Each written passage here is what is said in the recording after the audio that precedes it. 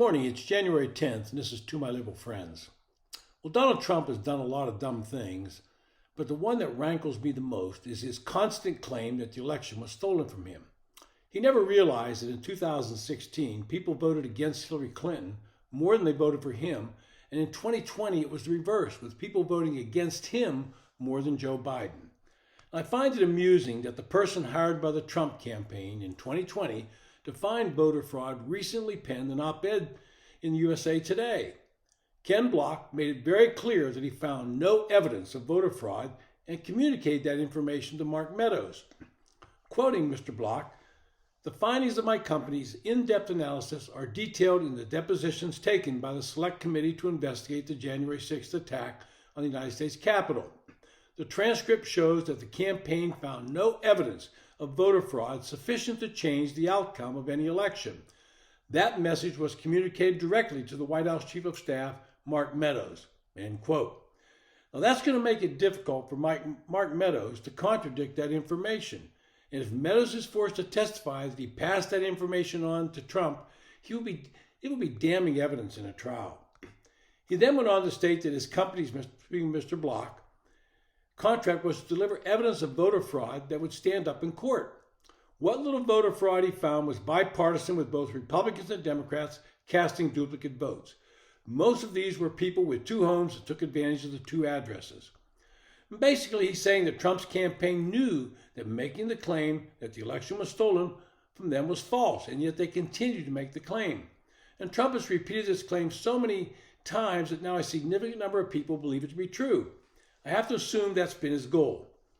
Mr. Buck further writes, quote, "A better use of time, money, and energy would be to address systemic weaknesses in our election system, such as the distressing lack of national election infrastructure to enforce election integrity, destructive practices to our elections such as gerrymandering, and leveling the playing field so that our elections become fairer and more competitive."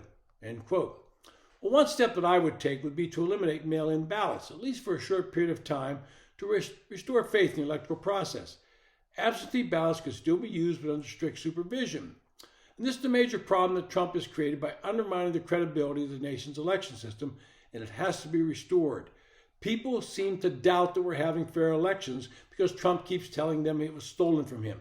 That's not true, but we have to find a way to restore that faith in the electoral system, that it is fair, that it is working.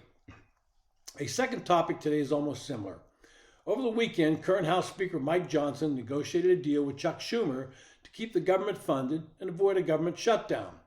Now, there are a lot of reasons to keep the government running, and I won't list them all here, but suffice it to say there will be problems created, and Republicans will be blamed for any problems created by the shutdown because they will have reneged on the deal.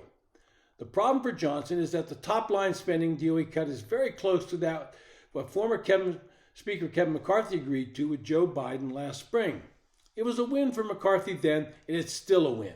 But the far right in the Republican House, the Freedom Caucus, wants further cuts, and they're threatening his position as the Speaker over it.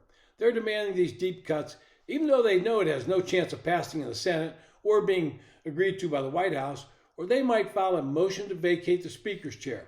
Congressman Chip Roy from Texas has been leading this threat. The deal that Johnson cut sets a statutory limit of $1.59 trillion for discretionary spending. What that means is things like Medicare and Social Security are not affected. And later Johnson announced that he had secured an additional $16 billion in cuts to offset some of the funds in the side deal cut by McCarthy and Biden. What Johnson is saying is voicing reality. He realizes that with a Democratic Senate and a Democrat in the White House, there has to be some compromises. Johnson is seeking some major policy changes in the bill and working with negotiators for some major changes in immigration policy. Now, Democrats don't want to make those changes, but they might be forced to accept them in order to keep the government open and limit how people can claim asylum, as well as put limits on temporary status claims that the Biden administration has been routinely granting. This is what has to happen: negotiations and compromise on both sides. The far left and the far right in both parties need to be told to sit down and shut up.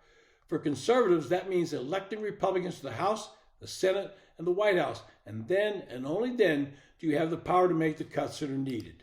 It's been To My Liberal Friends. Thanks for listening.